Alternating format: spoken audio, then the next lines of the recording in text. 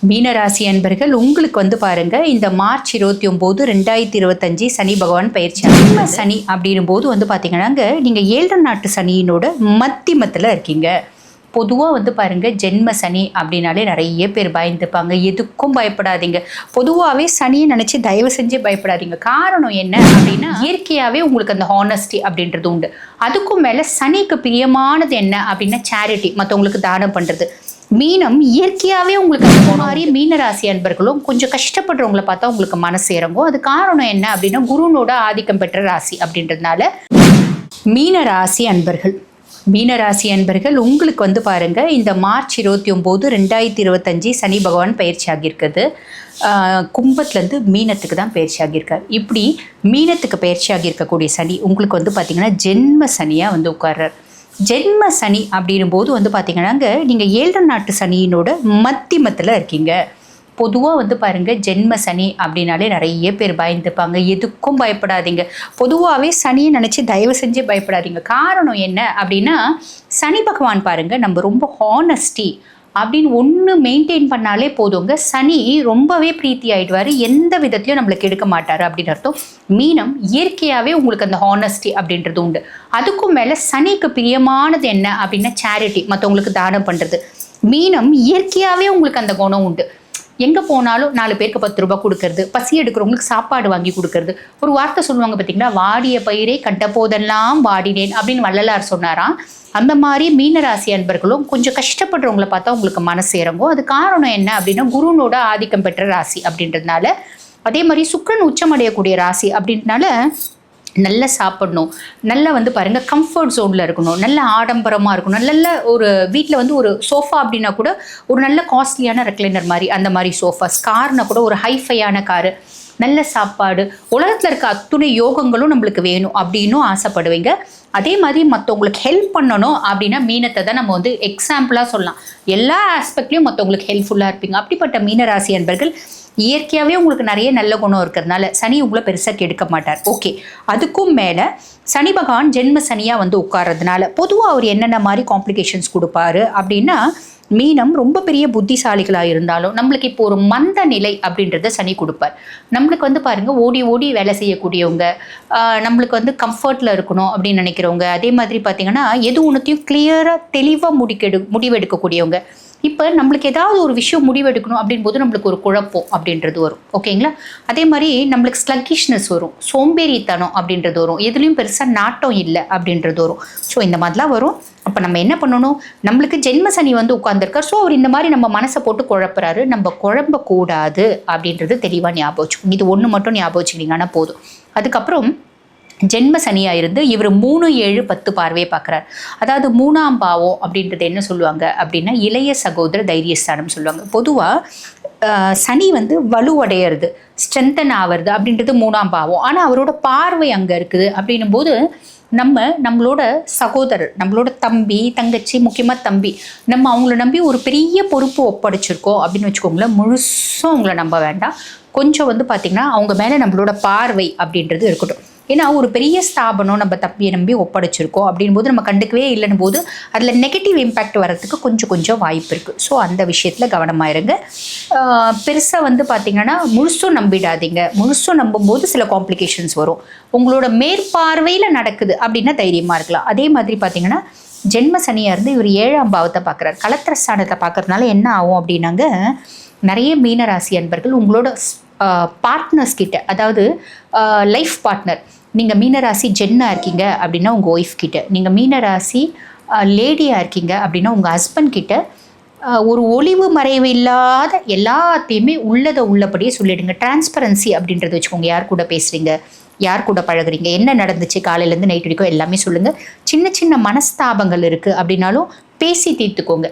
பேசி தீர்க்கல அப்படின் போது என்ன ஆகும்னா சின்ன விரிசல் வரும். அந்த விரிசல் கொஞ்சமாக பெருசாகி அப்படியே வந்து பார்த்திங்கன்னா பிளவு ஏற்படுறதுக்கு போயிடும். கவனிக்கலை அப்படின்னா நிறைய பேருக்கு அது ஒரே வீட்டிலேருந்து தனியாக இருக்கிறது, இல்லை பிரிஞ்சு வாழறது, இல்லை டிவோர்ஸ் நோக்கி போகிறது, இந்த மாதிரியும் வர்றதுக்கு ஒரு சிலருக்கு வாய்ப்பு உண்டு. ஸோ அந்த விஷயத்தில் கவனமாக இருங்க. அந்த மாதிரிலாம் எதுக்கு போவானே, பேசிட்டா பிரச்சனை தீர்ந்துருச்சு இல்லை, நம்ம ஏன் விட்டுட்டு அதை வந்து பெருசாக்கிப்பானே. ஸோ அந்த விஷயத்தில் கவனம். அதே மாதிரி பார்ட்னர்ஷிப்பில் நீங்கள் பிஸ்னஸ் பண்ணுறீங்க அப்படின்னா அதுலேயும் வந்து பார்த்தீங்கன்னா பார்ட்னர்ஸ்க்கு உரிய ஒரு மரியாதை, ஒரு அங்கீகாரம் கலந்து ஆலோசித்து செய்யறது. இது செய்யும்போது பார்ட்னர்ஷிப்பில் பிளவு அப்படின்றது இருக்காது. பார்ட்னர்ஷிப்பில் பிளவு இல்லை அப்படின்னாலே லைஃப் வந்து நல்லாயிருக்கும், தொழில் நல்லா போகும்.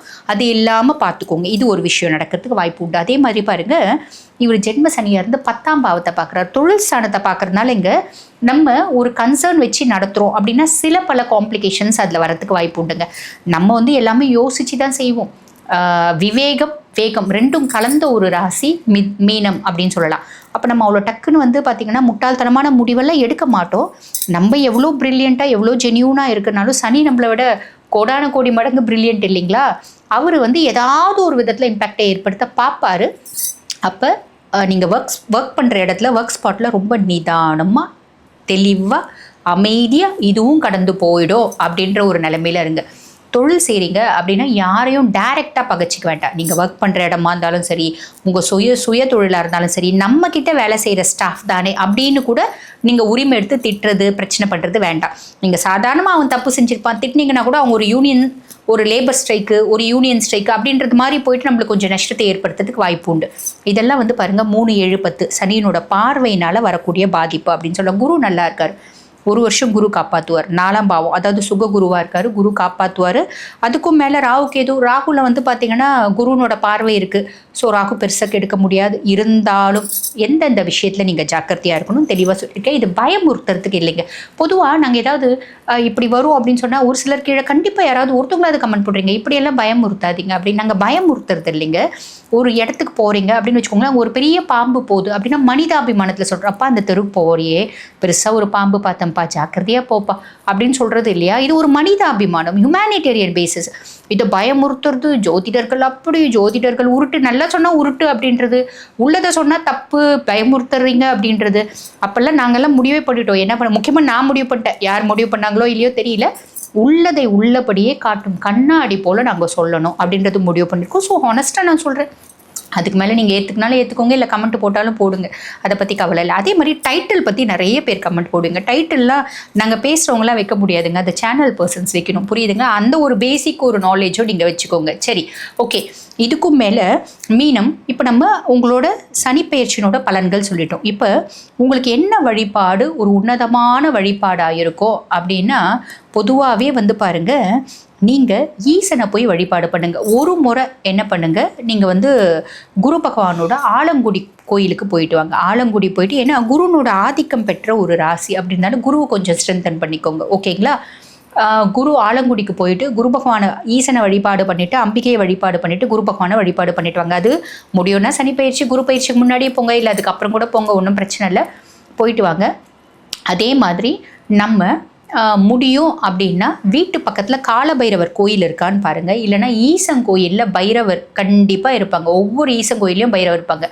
அந்த பைரவரை போயிட்டு வாரம் ஒரு நாள், ஞாயிற்றுக்கிழமையோ சனிக்கிழமையோ இல்லை தேய்பிறை அஷ்டமி வளர்பிறை அஷ்டமி, என்றைக்குமே முடியல, எனக்கு 4 கிழமெல்லாம் தெரியாதுங்க, நான் வாரத்தில் ஒரு நாள் லீவு, என்றைக்கு உங்களுக்கு லீவோ அன்றைக்கி போயிட்டு பைரவருக்கு ஒரு நெய் விளக்கு ஏற்றிட்டு பைரவரை ஈசன் கோயிலை சுற்றிட்டு பைரவரை வழிபாடு பண்ணிட்டு வாங்க. இது அற்புதமான பலன்களை கொடுக்கும். அதுக்கும் மேலே கால பைரவாஷ்டகம் அப்படின்னு ஒன்று இருக்குது. அந்த கால பைரவாஷ்டகத்தை தினம்தோறும் பாராயணம் பண்ணுறீங்க அப்படின்னும் போது சனியினால் வரக்கூடிய நிறைய பிரச்சனைகள் காணாமல் போயிடும். அதுக்கும் மேலே வீட்டு பக்கத்தில் ஈசன் கோயில் இருக்குது அப்படின்னா மாதத்தில் ஒரு முறை, உங்களுக்கு சேரிட்டி ரொம்ப பிடிக்கும், தானம் பிடிக்கும் இல்லைங்களா, ஒரு புளி சாதம் நிவேதனமாக ஒன்று வீட்டில் சிவனுக்கு நிவேதனம் பண்ணிவிட்டு கொண்டு போய் கொடுக்கலாம், இல்லை கோயிலே காசு கொடுத்து அவங்கள செய்ய சொல்லி பிரசாதமாக தானம் பண்ணலாம். இல்லை நீங்கள் வீட்டில் வெறும் புளி சாதம் மட்டும் செஞ்சுட்டு அதில் கருப்பு எள்ளு நல்லா வறுத்து, பொதுவாக வந்து பாருங்கள் எள்ளு, பெருங்காயம், தனியா அதெல்லாம் போடுறதா, அந்த மாதிரி வறுத்து வேர்க்கடலை எல்லாம் வறுத்து போடுறதா, அதை வறுத்து கொஞ்சம் தூள் பண்ணியோ இல்லை அப்படியே போட்டோ எள்ளு கொஞ்சம் தூக்கலாம் போட்டு கொண்டு போய் நீங்கள் இந்த புளியோதரை வரக்கூடிய பக்தர்களுக்கு தானமாக கொடுங்க. நிறைய நற்பலன்கள் அப்படின்றது கிடைக்கும். வாழ்த்துக்கள்.